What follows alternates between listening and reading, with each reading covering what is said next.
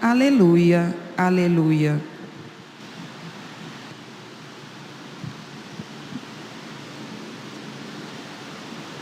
O Senhor esteja convosco. Proclamação do Evangelho de Jesus Cristo segundo Lucas. Naquele tempo disse Jesus à multidão: ninguém acende uma lâmpada para cobri-la com uma vasilha ou colocá-la debaixo da cama. Ao contrário, coloca-a no candeeiro, a fim de que todos os que entram vejam a luz. Com efeito, tudo que está escondido deverá tornar-se manifesto, e tudo que está em segredo deverá tornar-se conhecido e claramente manifesto. Portanto, prestai atenção à maneira como vós ouvis. Pois a quem tem alguma coisa será dado ainda mais, e àquele que não tem será tirado até mesmo o que ele pensa ter. Palavra da salvação.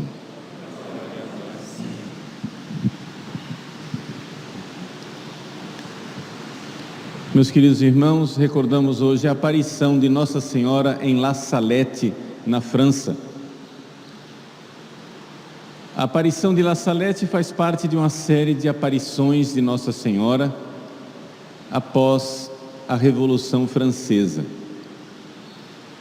Como vocês sabem, a Revolução Francesa foi o início de uma série de transformações na sociedade ocidental, de tal forma que nós podemos dizer que o mundo atual, a mentalidade que nós temos, as ideologias que hoje movem o mundo moderno, todas tiveram mais ou menos origem na Revolução Francesa, que é um evento histórico lastimável, um evento histórico realmente lamentável, um evento histórico que nós deveríamos não comemorar, mas realmente considerar como sendo o início de grandes males espirituais.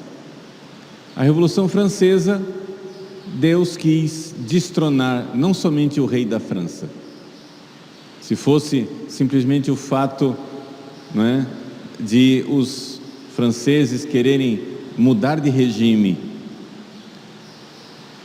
derrubar a monarquia e colocar no lugar uma república, seria um desses eventos históricos a mais. Mas a tragédia da Revolução Francesa é que os homens quiseram destronar Deus. E essa é a grande miséria. Com a Revolução Francesa, a Catedral de Paris, Notre-Dame, foi dessacralizada e no altar, no lugar de Deus, foi colocada a deusa da razão. Quiseram destruir o cristianismo, desmontar culturalmente. Essa era a programação da Revolução Francesa desde o início. Por exemplo, refizeram os meses do ano com novos nomes para que os camponeses, as pessoas não pudessem mais celebrar as festas dos santos. Aboliram a semana de 7 dias para que as pessoas não guardassem mais o domingo. E assim por diante. Fizeram tais transformações que havia claramente um intuito cultural, para usar uma palavra neutra, ou seja, um intuito espiritual, para usar a palavra verdadeira, de destruição do catolicismo. Assim, o clero francês foi obrigado a jurar uma nova Constituição, em que se reconhecia que o Papa nada significava, não havia nenhuma fidelidade à Igreja de Roma. Surgia uma nova igreja, a Igreja Francesa, a Igreja juramentada. E através destas tragédias espirituais, não é? Muita injustiça foi feita. a própria máquina revolucionária tornou-se uma máquina mortífera, onde iniciaram decapitando o rei, os nobres, o clero, mas depois terminaram os revolucionários se decapitando mutuamente. E no grande terror, a guilhotina não parava de descer e milhares de pessoas foram executadas, muitas sem o mínimo julgamento, de forma injusta e terrível. Para que essa loucura da Revolução Francesa terminasse, fazendo de uma longa história uma história curta, para a gente não ficar aqui dando aula de história, surgiu então Napoleão. Ou seja, Napoleão, que havia sido um general importante na luta da França contra as potências europeias, porque claro, a França querendo acabar com a monarquia e a ordem constituída, os monarcas ao redor todos declararam guerra à França para dizer: vamos parar com isso, vamos restaurar o rei. Mas Napoleão, então, para levar para frente os ideais revolucionários, então se torna o grande herói que vence aqueles que queriam deter a revolução. Ele então é constituído imperador. E imperador para levar para frente os ideais, parece estranho, da república. Ou seja, imperador para levar para frente os ideais liberais. Por quê? Porque antes você tinha o rei e a nobreza, agora você tem Napoleão, que representa um acordo com a burguesia, com as pessoas que têm dinheiro, com os bancos, para conseguir levar esses ideais revolucionários para frente. Era necessário que alguém com pulso de ferro para reorganizar a França depois de tantas tragédias. O Papa foi aprisionado por Napoleão e as coisas, a igreja humilhada,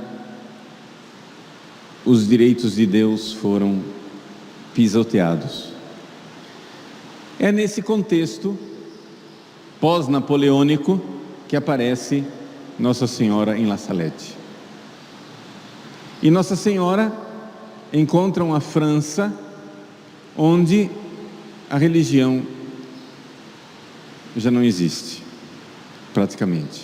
Ou seja, o povo francês, os padres fiéis a Roma tiveram que se esconder, tiveram que fugir. O povo ficou abandonado a si mesmo durante muito tempo, e por isso a religião caiu.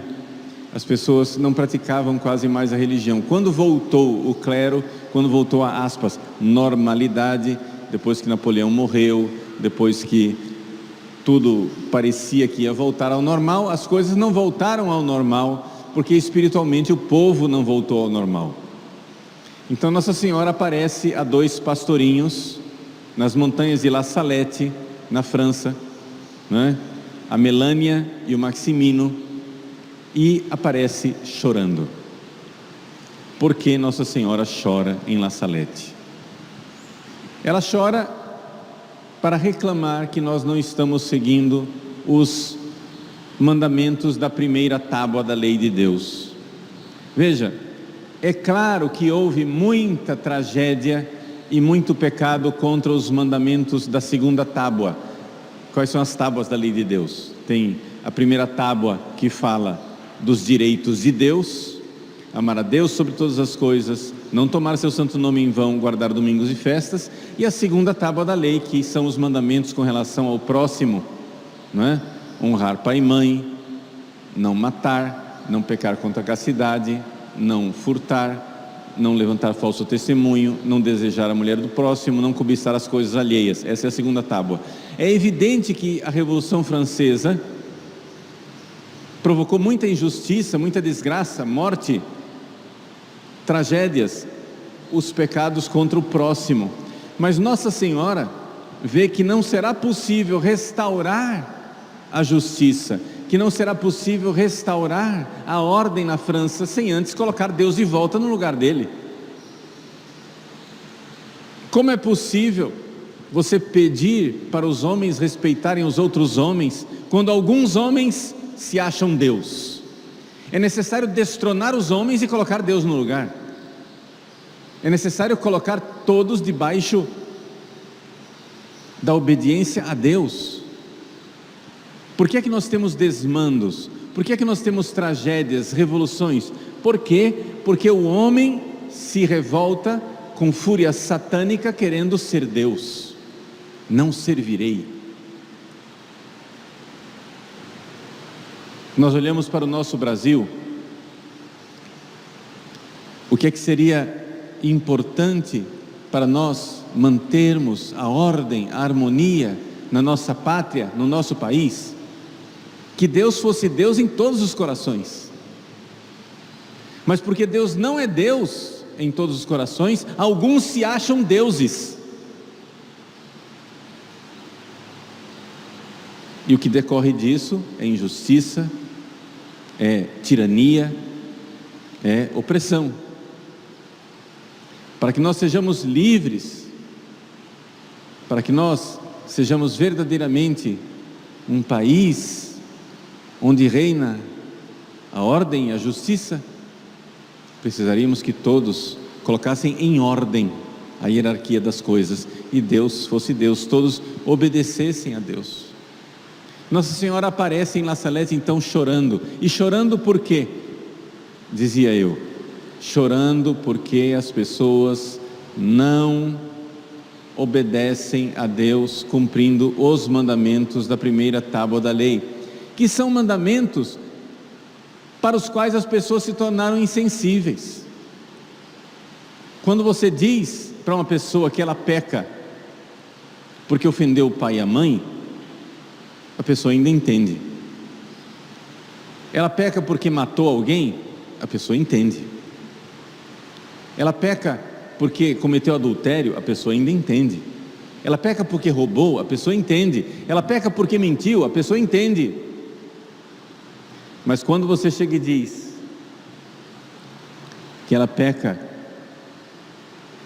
porque não ama a Deus, porque colocou outros deuses, ou colocou a si mesmo no lugar de Deus, porque não venera e não respeita o nome de Deus, porque não guarda domingos e festas, Nossa Senhora chora em La Salette e diz aos dois pastorinhos que ela está chorando porque os seus filhos trabalham no domingo.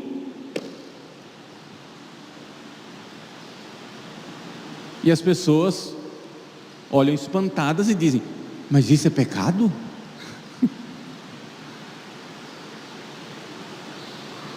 Porque as pessoas, diz Nossa Senhora, é nossa mãe quem diz isso com palavras bem duras, hein? Fazem fila no açougue para comer carne durante os dias em que não é para comer carne, como se fossem cães.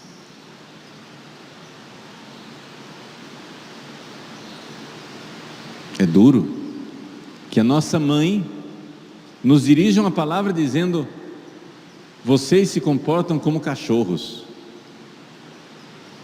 comendo carne no dia que não deveriam. Mas quem acha isso é pecado? Quem acha que isso é pecado? Nossa Senhora está simplesmente recordando os direitos de Deus. Não se trata aqui de nós ficarmos batendo duro em algumas normas que, claro, podem ser mudadas pela autoridade da igreja, Ou seja, qual é o tipo de trabalho ou não que a gente pode fazer no domingo, qual é o tipo de comida ou não que a gente pode comer às sextas-feiras. Tudo isso pode ser mudado pelas normas da igreja, e por isso para nós parece uma trivialidade, uma banalidade que Nossa Senhora apareça chorando por isso. Mas é que Nossa Senhora quer que nós marquemos o nosso tempo, a nossa semana, a partir da nossa salvação. Toda semana o católico deve viver o ritmo da paixão, morte e ressurreição de Jesus. Na sexta-feira nós nos unimos a Jesus na paixão, a abstinência de carne, que claro, a igreja nos tempos atuais diz, nós podemos substituir por outra coisa. Você poderia, a norma é abstinência de carne na sexta-feira, mas você pode escolher fazer outra coisa. A igreja deixa livre, mas você precisa fazer outra coisa. Ou seja, é necessário lembrar que sexta-feira não é um dia qualquer. Na sexta-feira nós veneramos, adoramos, amamos nosso Senhor Jesus Cristo, que morre na cruz para nos salvar. Então o ritmo semanal de um católico é marcado por sexta-feira, domingo, sexta-feira, domingo, sexta-feira, domingo. A sexta-feira nos unimos à paixão de Cristo. No domingo é a festa da ressurreição. Ah, padre, mas que tipo de atividade eu posso fazer no domingo? Eu não vou aqui fazer uma aula de catequese sobre isso, podemos fazer no outro dia, mas a igreja sempre pediu que nós tratássemos o domingo como um dia diferente. Eu não posso fazer todas as atividades que eu faço num outro dia da semana como se o domingo nada fosse, como se ele fosse um dia qualquer. Então vejam como Nossa Senhora, que é mãe, que é pedagoga, chora, porque seus filhos não estão vivendo mais o ritmo semanal, a Páscoa semanal. Nós precisamos viver a nossa semana ao redor da nossa salvação, dos eventos salvíficos. A sexta-feira é um dia para nos unirmos ao Cristo que morre, o domingo é um dia para nos unirmos ao Cristo que ressuscita. Nossa Senhora chora porque nós não vivemos isso, chora porque nós colocamos a nós mesmos no lugar de Deus, chora porque nós não estamos dando valor às coisas de Deus, chora porque Deus não é Deus, nós estamos nos colocando como deuses no lugar dele. E ela chora porque sabe profundamente como isso é destruidor. Você começa se esquecendo de Cristo que morre na cruz e termina se colocando no lugar de Deus. Você começa não chorando porque Cristo morreu na cruz e termina fazendo os outros chorarem com as suas injustiças.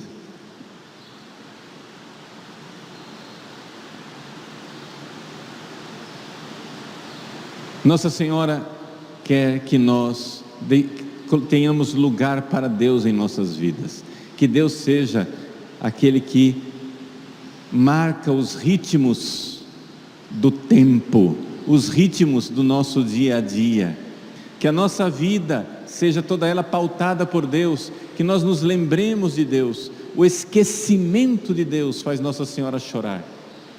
Por quê? Porque ela quer a nossa felicidade, e ela sabe que serão felizes aqueles que amarem a Deus. Deus quer que nós o amemos, porque Ele sabe que serão felizes aqueles que o amarem.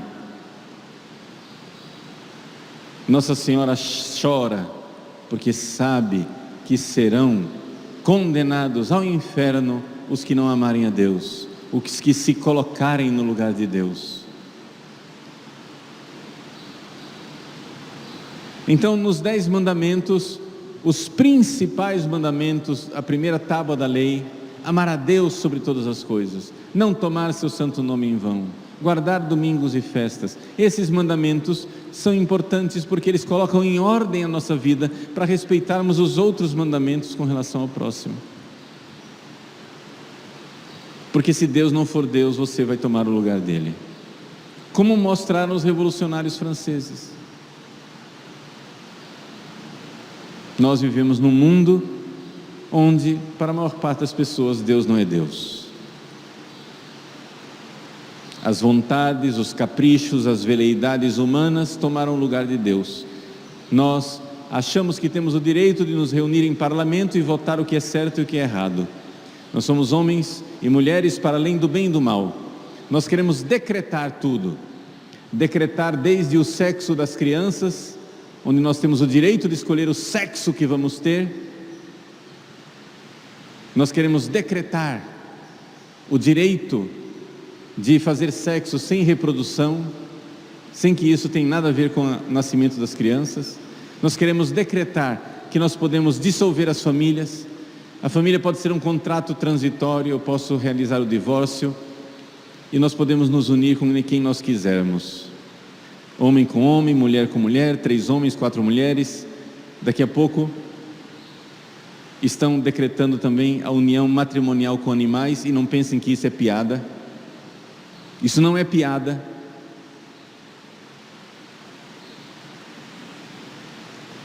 Onde o ser humano, rindo de Deus, quer ser agora ele o princípio da ordem, e por isso causamos a grande desordem. Como é que você, ser humano, é que quer decretar o que é o certo e o que é o errado? Então, se nós vamos ter na face da terra 7 bilhões de pessoas, onde cada um é Deus, então é evidente que nós vamos ter que ter um deusão maior, né?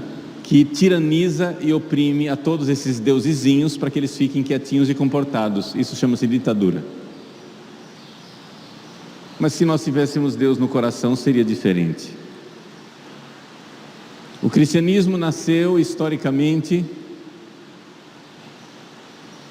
diante de uma certeza: convém antes obedecer a Deus do que aos homens. Por causa disso, os nossos primeiros pais, os apóstolos, desobedeceram ao sinédrio. Por causa disso, os mártires derramavam seu sangue nas arenas romanas para se antepor, para resistir a um imperador romano que queria tomar o lugar de Deus. Hoje outros querem tomar o lugar de Deus. Nossa Senhora chora.